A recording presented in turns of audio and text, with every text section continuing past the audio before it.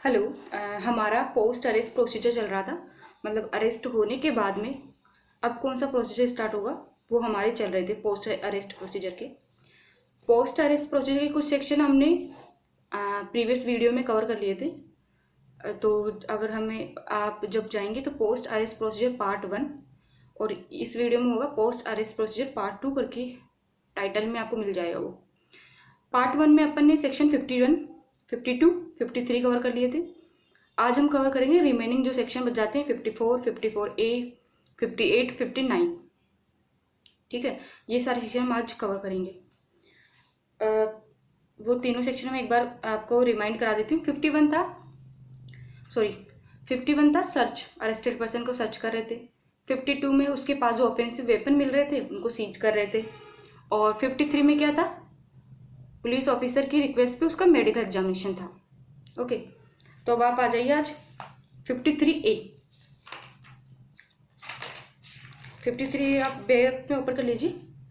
53A भी actual में examination ही है, मेडिकल एग्जामिनेशन ही है अरेस्टेड पर्सन का। पर इसमें किस पर्सन का है, जिसने ऑफेंस किया है, कौन सा, रेप, जिसने रेप कमिट किया है उस अक्यूज्ड पर्सन का। आ जाइए, examination of person accused of rape by medical practitioner. जो रेप अक्यूज्ड है, रेप का, जिसने रेप कमिट किया उसका मेडिकल एग्जामिनेशन है अक्यूज्ड का। रेप विक्टिम का एग्जामिनेशन हम 164A में करते हैं, सेक्शन 164A, जो हम आगे कवर करेंगे जब हम उस सेक्शन पे होंगे। इसमें यह है कि when a person is arrested, subsection 1 में आ जाइए 53A के में। When a person is arrested on charge of committing an offence of rape और attempt to commit rape and there is a reasonable ground for believing that an examination of his person will afford evidence as to commission of such offense। मतलब कि अगर किसी person को जिसने क्या किया है, रेप कमिट किया है या अटेम्प्ट टू कमिट रेप किया है, ठीक है, उसको अरेस्ट किया जाता है और ऐसे रीजनेबल सर्कमस्टांसेस, रीजनेबल ग्राउंड्स है, ठीक है, मतलब ऐसे ग्राउंड है पुलिस ऑफिसर के पास जो उससे ऐसा लगता है कि अगर इसका मेडिकल एग्जामिनेशन करवाएंगे तो उससे एविडेंस मिल सकता है ऑफेंस के बारे में, कि हाँ इसके खिलाफ एविडेंस मिल सकते हैं इसके एग्जामिनेशन से। तो तब क्या करेंगे, पुलिस ऑफिसर भी कैसा होगा, not below the rank of sub inspector, sub inspector की रैंक से नीचे का नहीं होगा। वो क्या करेंगे, रिक्वेस्ट करेंगे किसको, सर एक रजिस्टर्ड मेडिकल प्रैक्टिशनर को रिक्वेस्ट करेंगे, जो या तो हॉस्पिटल में सर्विस दे रहे हो, या तो गवर्नमेंट हो या लोकल अथॉरिटी द्वारा रन हो वो हॉस्पिटल, कोई सी भी हॉस्पिटल में अपनी सर्विस दे रहे हो, रजिस्टर्ड मेडिकल प्रैक्टिशनर से वो रिक्वेस्ट करेंगे। उनकी रिक्वेस्ट पर ये लॉफुल होगा उस रजिस्टर्ड मेडिकल प्रैक्टिशनर के लिए और उसके अंडर में उसकी डायरेक्शन में उसकी सहायता के लिए जो कोई काम कर रहा है उसके लिए लॉफुल होगा उसका एग्जामिनेशन करना अक्यूज्ड का। ठीक है, अब ऐसा हो कि मान लो कि रजिस्टर्ड मेडिकल प्रैक्टिशनर मिले ही नहीं, ठीक है, तब क्या करेंगे, तब इसमें लिखा है सबसेक्शन 1 में, जो 16 किलोमीटर के एरिया में कोई भी और दूसरा रजिस्टर्ड मेडिकल प्रैक्टिशनर होगा ना, मतलब जहां ऑफेंस हुआ है, ठीक है, जहां ऑफेंस कमिट हुआ है उसके 16 किलोमीटर एरिया में जो भी रजिस्टर्ड मेडिकल प्रैक्टिशनर होगा उससे फिर उसका एग्जामिनेशन करवाएंगे पुलिस।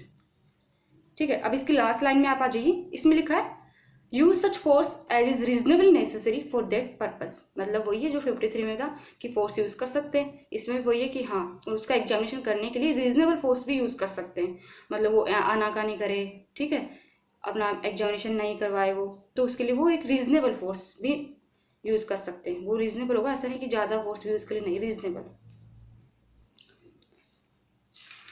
अब सबसेक्शन 2 में आप आ जाइए। सबसेक्शन 2 हमें बोल रहा है कि जो रजिस्टर्ड मेडिकल प्रैक्टिशनर उसका एग्जामिनेशन करेंगे, वो एग्जामिनेशन होने के तुरंत बाद एज सुन एज पॉसिबल, जितना जल्दी हो सके, उसकी एक रिपोर्ट प्रिपेयर करेगा उस एग्जामिनेशन की, और उस रिपोर्ट में वो क्या क्या मेंशन करेंगे वो आप आ जाइए। तो आप सब सेक्शन 2 के क्लोज 1 में आइए। उसमें क्या होगा, क्लोज 1 बोल रहा है उसका नेम, एड्रेस होगा अक्यूज्ड का, और उस अक्यूज को कौन लेके आया उसका नाम होगा। किसमें होंगे, ये रिपोर्ट में, जो रिपोर्ट बनाएगा medical examination registered medical practitioner जो रिपोर्ट बना रहा है उसकी रिपोर्ट में ये सारी चीजें वो मेंशन करेगा। क्या, name address of the accused, और जो उसको लेके आया उस पर्सन का नाम, एज क्या है अक्यूज्ड की, उसके बॉडी को इंजरी के मार्क्स तो नहीं थे उनके बारे में लिखेगा, और description of the material taken from the person of the accused for DNA profiling. 4th में आप आइए, क्लोज 4th में। सबसेक्शन 2 के में, मतलब उसकी डीएनए प्रोफाइलिंग के लिए उसके पास से क्या मटेरियल लिया है उसका नाम लिखेगा डीएनए प्रोफाइलिंग के लिए। 5th में आइए, अदर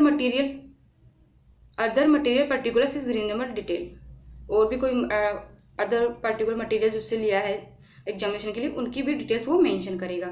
ये हो गया रिपोर्ट, ये चीजें आ गई रिपोर्ट के अंदर। अब रिपोर्ट बन गई, अब क्या करेंगे, 3rd में आ जाइए, सबसेक्शन 3rd में, the report shall state precisely the reason for each conclusion arrived at. अब वो रिपोर्ट बना दी, उस रिपोर्ट में जो कंक्लूजन आए हैं, मेडिकल प्रैक्टिशनर ने जो कंक्लूजन लिखे हैं उनके, वो कंक्लूजन क्यों आए हैं उनका रीजन भी लिखेगा कि किस ग्राउंड पे वो कंक्लूजन बेस्ड है उसके, उनका वो रीजन भी उस रिपोर्ट में लिखेगा। सबसेक्शन 4 आइए, सबसेक्शन 4 बोल रहा है कि जो एग्जामिनेशन है वो कब शुरू हुआ है, कमेंसमेंट, और कब खत्म हुआ है, कंप्लीशन, कब शुरू और कब खत्म हुआ वो टाइम भी वो उस रिपोर्ट में मेंशन करेगा। सबसेक्शन 5 में आ जाइए, सबसेक्शन 5 ये बोल रहा है कि जब वो रिपोर्ट प्रिपेयर हो गई पूरी, तब रजिस्टर्ड मेडिकल प्रैक्टिशनर उस रिपोर्ट का क्या करेगा, वो उस रिपोर्ट को किसको फॉरवर्ड कर देगा, इन्वेस्टिगेशन ऑफिसर को। ठीक है, अब इन्वेस्टिगेशन ऑफिसर उस रिपोर्ट का क्या करेगा, इन्वेस्टिगेशन ऑफिसर उस रिपोर्ट को मजिस्ट्रेट के पास में फॉरवर्ड कर देगा। किस सेक्शन में, जो 173 के सबसेक्शन 5 की क्लोज ए के अंदर। 173 में अपन क्या करते हैं, पुलिस रिपोर्ट होती है, वो जो इन्वेस्टिगेशन हो जाता है, पुलिस अपनी रिपोर्ट देती है, चार्जशीट देती है, वो 173 में देते हैं। तो अपन ये जो है वो डिटेल में अपन जब उसका नंबर आएगा अपन तब कवर कर लेंगे। ठीक है, ये हो गया अपना 53A। क्या कंक्लूजन निकल रहा है कि उसमें जो जिसने रेप कमिट किया है या फिर अटेम्प्ट टू कमिट रेप किया है उस अक्यूज का इसमें मेडिकल एग्जामिनेशन होगा अक्यूज पर्सन का, और उसकी एक रिपोर्ट बनाएगा एग्जामिनेशन रजिस्टर्ड मेडिकल प्रैक्टिशनर, और वो रिपोर्ट वो पुलिस इन्वेस्टिगेशन ऑफिसर को दे देगा, इन्वेस्टिगेशन ऑफिसर उसको मजिस्ट्रेट को फॉरवर्ड कर देगा। ये आ गया अपना 53A। अब आप आ जाइए 54 है examination of arrested person by medical officer. जो अरेस्टेड पर्सन है उसका मेडिकल एग्जामिनेशन हो रहा है किससे। अब इसमें देखो 53 और 54 में एक ही डिफरेंस है। 53 में जब अपन जाएंगे, 53 में भी मेडिकल एग्जामिनेशन ही था उसका अरेस्टेड पर्सन का, पर 53 में क्या था, एविडेंस पर्पज के लिए था। दोनों का मोटिव देखो, आप दोनों का मोटिव याद रखना। जो 53 में एग्जामिनेशन था वो एविडेंस पर्पज के लिए पुलिस ऑफिसर करा रहा था अपने फायदे के लिए कि उसकी इन्वेस्टिगेशन में वो हेल्प हो जाए। पर जो 54 में जो एग्जामिनेशन है वो एक्चुअल में पुलिस के फायदे के लिए नहीं है, ना वो पुलिस के एविडेंस के लिए, ये है जो अक्यूज्ड है जिसको अरेस्ट किया है उसके बेनिफिट के लिए। ये एक्चुअल में जो जिसको अरेस्ट करते हैं उस अरेस्टेड पर्सन का राइट है। 53 में तो किसका राइट है, पुलिस ऑफिसर का, कि वो अपनी इन्वेस्टिगेशन के लिए एविडेंस के लिए उसका अक्यूज का मेडिकल एग्जामिनेशन करा सकता है। पर 54 में क्या है कि जिसको अरेस्ट किया अरेस्टेड पर्सन, ये उसका राइट है कि वो अपना मेडिकल एग्जामिनेशन करवाए। अब इसके पीछे मोटिव क्या है, वो क्यों करवाता है, क्योंकि देखो कई बार क्या होता है, पुलिस कस्टडी में ले लेते हैं, अरेस्ट हो जाता है। अब अरेस्टेड पर्सन को क्या होता है, कभी इल ट्रीटमेंट होता है, उसको इंजरी देते हैं, पुलिस उसको टॉर्चर भी कर सकती है। ठीक है, एविडेंस निकालने के लिए, इन्वेस्टिगेशन पर्पज के लिए उसको ना उसके साथ एक बुरा व्यवहार करती है, बिहेव करती है, इल ट्रीटमेंट होता है उसके पास साथ, तो ये उसके प्रूफ के लिए होता है। ठीक है, कि उसको अच्छे से रखा है कि नहीं रखा, एक रिपोर्ट होती है उसकी एग्जामिनेशन के, हाँ उसके कोई बॉडी पे कोई इंजरीज है या नहीं है। तो इससे ये पता लगता है कि अगर वो इंजरीज अरेस्ट होने के बाद आई है तो मतलब कौन करेगा, पुलिस कस्टडी में, तो पुलिस ने दी होगी उसको वो इंजरीज, ये उस पर्पज के लिए होता है, ये उसका राइट है। तो आ जाइए 54 के सबसेक्शन 1 में, When any person is arrested shall be examined by medical officer in the service of central or state government। एक और बात इसमें मेडिकल ऑफिसर करता है, अपन जो लास्ट सेक्शन कर रहे थे ना उसमें रजिस्टर्ड मेडिकल प्रैक्टिशनर कर रहे थे, इसमें मेडिकल ऑफिसर करता है एग्जामिनेशन। तो ये क्या बोलना चाह रहा है, पहला कि जो अरेस्टेड पर्सन होगा उसका एग्जामिनेशन करेगा, कौन करेगा, मेडिकल ऑफिसर, जो किस में अंडर सर्विस दे रहा होगा, सेंट्रल या स्टेट गवर्नमेंट के अंदर अपनी सर्विस दे रहा होगा। अब दूसरी बात इसमें आती है, अगर मान लो in case medical officer available नहीं होता तब कौन करेगा, तब करेगा रजिस्टर्ड मेडिकल प्रैक्टिशनर। ठीक है, तब आएगा रजिस्टर्ड मेडिकल प्रैक्टिशनर, तब करेगा जब मेडिकल ऑफिसर अवेलेबल नहीं होगा, तब उसका वो एग्जामिनेशन करेंगे। अब इसके प्रोवाइडो में आ जाइए, प्रोवाइडर अपने को फीमेल के बारे में बताता है कि अगर अरेस्टेड पर्सन फीमेल है तब क्या करेंगे। तो प्रोवाइडो ये बोलता है कि जो अरेस्टेड पर्सन अगर फीमेल है और उसका मेडिकल एग्जामिनेशन करना है तो उसका मेडिकल एग्जामिनेशन कौन करेगा? फीमेल मेडिकल ऑफिसर करेगी या फिर फीमेल मेडिकल ऑफिसर के सुपरविजन में किया जाएगा। ठीक है, अगर फीमेल मेडिकल ऑफिसर अवेलेबल नहीं है तो कौन करेगा? फीमेल रजिस्टर्ड मेडिकल प्रैक्टिशनर करेगी। तब ये आ गया अपना प्रोवाइडो। अब आप आ जाइए सबसेक्शन 2 में। सबसेक्शन 2 ये बोलता है कि द मेडिकल ऑफिसर और registered medical practitioner so examine the arrested person shall prepare a record of such examination. वो अपनी क्या करेगा? फिर एक रिपोर्ट बनाएगा, जिसने उसका एग्जामिनेशन किया उस एग्जामिनेशन की एक रिपोर्ट बनाएगा और रिपोर्ट में वो क्या क्या मेंशन करेगा? इंजरीज, अगर उसकी जो अरेस्टेड पर्सन उसकी बॉडी पे कोई इंजरी है वो मेंशन करेगा। मार्क्स ऑफ वायलेंस, कोई उसके ऊपर वायलेंस के निशान है हिंसा के, वो मेंशन करेगा। ठीक है, और साथ साथ उसका अप्रोक्सीमेट टाइम, ठीक है, एक अप्रोक्सीमेट टाइम लिखेगा कि कब वो इंजरी और मार्क्स ऑफ वायलेंस उसकी बॉडी पे हुए थे, वो भी वो उसमें लिखेगा रिपोर्ट में। अब रिपोर्ट बन गई उसकी, ठीक है, उसने रिपोर्ट बना दी अपनी। अब रिपोर्ट का क्या करेगा वो, ये आता है सबसेक्शन 3 में। सबसेक्शन 3 बोलता है कि जैसे वो रिपोर्ट बन गई ना तो वो रिपोर्ट की कॉपी किसको दे देगा? जो अरेस्टेड पर्सन था उसको देगा, या अरेस्टेड पर्सन अपने बिहाफ पे किसी को नॉमिनेट करता है कि मेरे बिहाफ पे इसको आप रिपोर्ट दे देना मेरी, तो वो उसको वो रिपोर्ट दे देगा। ये आता है अपना 54। मतलब इसका मोटिव वही है कि हाँ, ये वो हो जाता है कि इल ट्रीटमेंट तो नहीं हुआ इसका, इससे ये पता लगता है उसके पास कि हाँ भाई मेरा जब मैं आया था तब मेरी ये थी, और अप्रोक्सीमेट टाइम से मिलता है कि हाँ मान लो वो लिख दे कि इसको एक दिन पहले ये इंजरीज हुई है और एक दिन पहले तो उसको कल ही पुलिस पकड़ के लाई थी, अरेस्ट करा था, तो इससे क्या साबित हो जाता है प्रूफ कि हाँ ये इंजरीज पुलिस ने दी है इसको। ये इल ट्रीटमेंट से उसको प्रोटेक्ट करने के लिए होता है बेसिकली। तो इसमें एक केस है शील वर्सेस स्टेट ऑफ महाराष्ट्र, 1983 का ये केस है। साइटेशन में डिस्क्रिप्शन में मेंशन कर दूंगी। इस केस में यही कहा था कि एक अक्यूज्ड का राइट है कि वो अपने आप को मेडिकल एग्जामिनेशन करवाए अपना, और अगर वो जब उसको मजिस्ट्रेट के सामने होता है वो अगर वो मजिस्ट्रेट से कंप्लेंट करता है कि उसके साथ इल ट्रीटमेंट हुआ है, ठीक है, तो ये मजिस्ट्रेट की ड्यूटी बनती है कि उसको इन्फॉर्म करे कि उसके पास राइट है, वो चाहे तो अपना मेडिकल एग्जामिनेशन करवा सकता है। इस सेक्शन में ये कहा था कि हाँ बेसिकली ये अक्यूज का एक राइट है कि वो अपने आप को मेडिकल एग्जामिनेशन करवाए, और मजिस्ट्रेट की ड्यूटी है कि उसको इन्फॉर्म करे उसके इस राइट के बारे में। अपना 54 हो गया। मेडिकल एग्जामिनेशन किसका होता है? अक्यूज का होता है, या अक्यूज का राइट है कि अपना मेडिकल एग्जामिनेशन करवाए। और रिपोर्ट किसको देते हैं इसमें रिपोर्ट अक्यूज पर्सन को दे देते हैं, उसके बिहाफ पे कोई नॉमिनेट करता है वो उसको दे देते हैं। अब आप आइए 54A। 54A एक आइडेंटिफिकेशन पीरियड है। आइडेंटिफिकेशन होता है जैसे पुलिस ने मान लो अरेस्ट कर लिया, ठीक है, अरेस्ट करके ले आई, अब क्या होगा? अब पुलिस को डाउट है कि ये वो पर्सन है या नहीं है, ठीक है, तो अब उसका क्या होता है?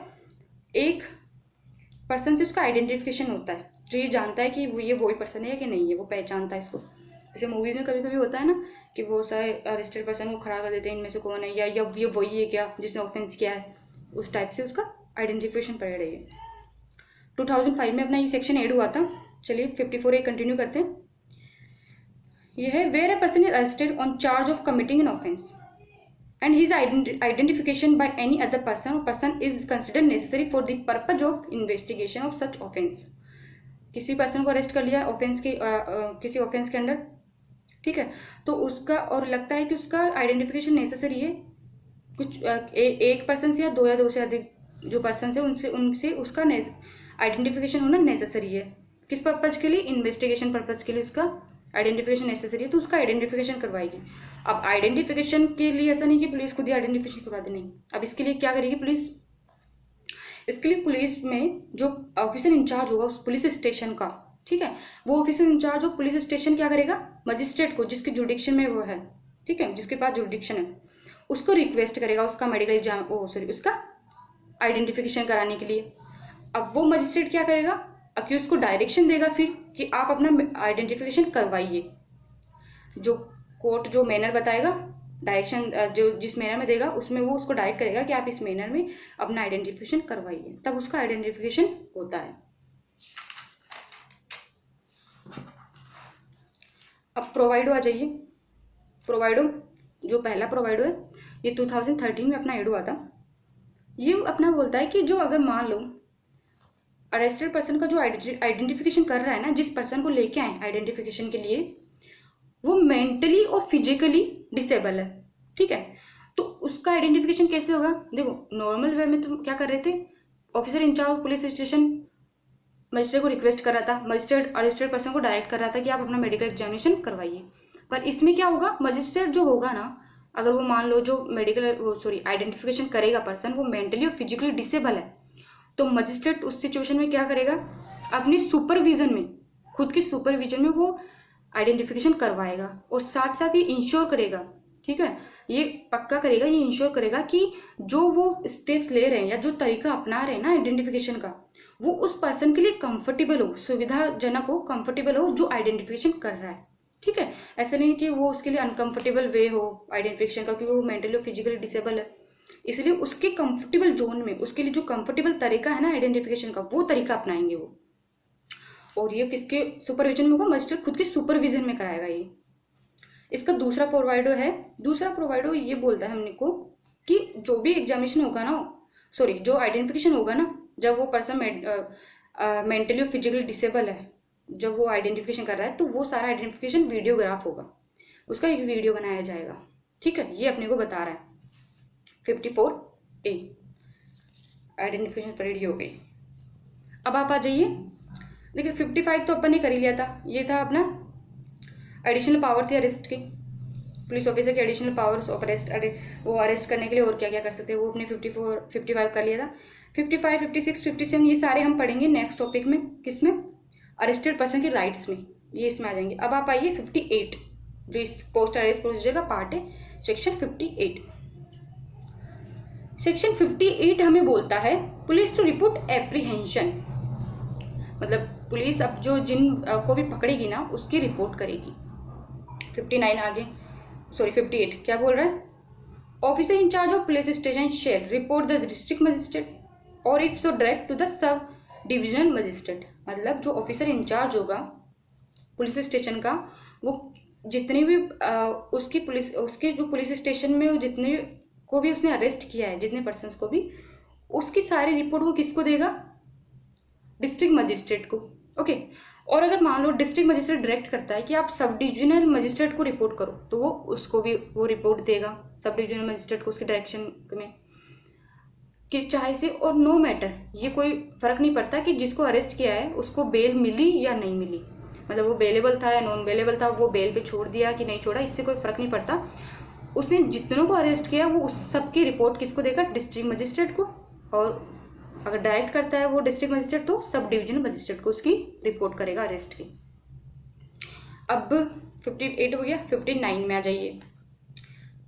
59 बोलता है discharge of arrest person apprehended, मतलब जो पकड़ा गया है, जिस पर्सन को पकड़ा है पुलिस ने, अरेस्ट करा है, वो उसका डिस्चार्ज कैसे होगा। डिस्चार्ज किस तरीके से होता है, अपन ने पहले भी कहीं ना कहीं पढ़ा है, कोई बेल पे जा रहा है, बॉन्ड पे भर रहे हैं, ठीक है, अपने अपीयरेंस के लिए बॉन्ड हो रहा है, बेल हो रहा है, ये सब हो रहे हैं, तो इसमें बता रखा है या तो वो ऑन बॉन्ड, अपने बॉन्ड पे जो अरेस्टेड पर्सन है वो खुद का बॉन्ड भरेगा, उस पर या तो डिस्चार्ज होगा, या फिर बेल पे डिस्चार्ज होगा, या फिर किस पे होगा, under the special order of the magistrate, special order, magistrate को स्पेशल ऑर्डर दे देता है, उसको डिस्चार्ज के तब होगा। इन तरीकों के अलावा कोई भी तरीका नहीं होगा अरेस्टेड पर्सन को डिस्चार्ज करने का, सिर्फ यही तरीके हैं जिन पे उसको डिस्चार्ज किया जाएगा। इन तरीकों के अलावा कोई भी तरीका पे पुलिस ऑफिसर अरेस्टेड पर्सन को डिस्चार्ज नहीं करेगा, ठीक है। ये आ गया अपना, तो अपना ये हो गया पोस्ट अरेस्ट प्रोसीजर, आज कंप्लीट हो गया अपना। देखो अपन ने क्या क्या कर लिया, पहले तो कौन कौन अरेस्ट कर सकता था, कैसे अरेस्ट किया, ठीक है, वो कर लिया। अरेस्ट होने के बाद का procedure, post additional power of arrest, वो एडिशनल पावर क्या क्या कर सकता है अरेस्ट करने के लिए, वो कर लिया पुलिस ऑफिसर की। फिर कर लिया पोस्ट अरेस्ट प्रोसीजर, ये 2 पार्ट में अपने हो गया, पार्ट 1 में, और आज पार्ट 2 में कंप्लीट हो गया पोस्ट अरेस्ट प्रोसीजर। अब नेक्स्ट वीडियो में अपन कवर करेंगे सबसे इंटरेस्टिंग और जो इम्पोर्टेंट भी है टॉपिक, वो है अरेस्टेड पर्सन के राइट्स। ये काफ़ी हमारे जुडिशरी के पर्पज से काफ़ी हाईलाइटेड टॉपिक है, इसमें काफ़ी सारे केस लॉज भी हैं, ठीक है, वो सारे अपन डिस्कस करेंगे नेक्स्ट वीडियो में। Okay, thank you so much.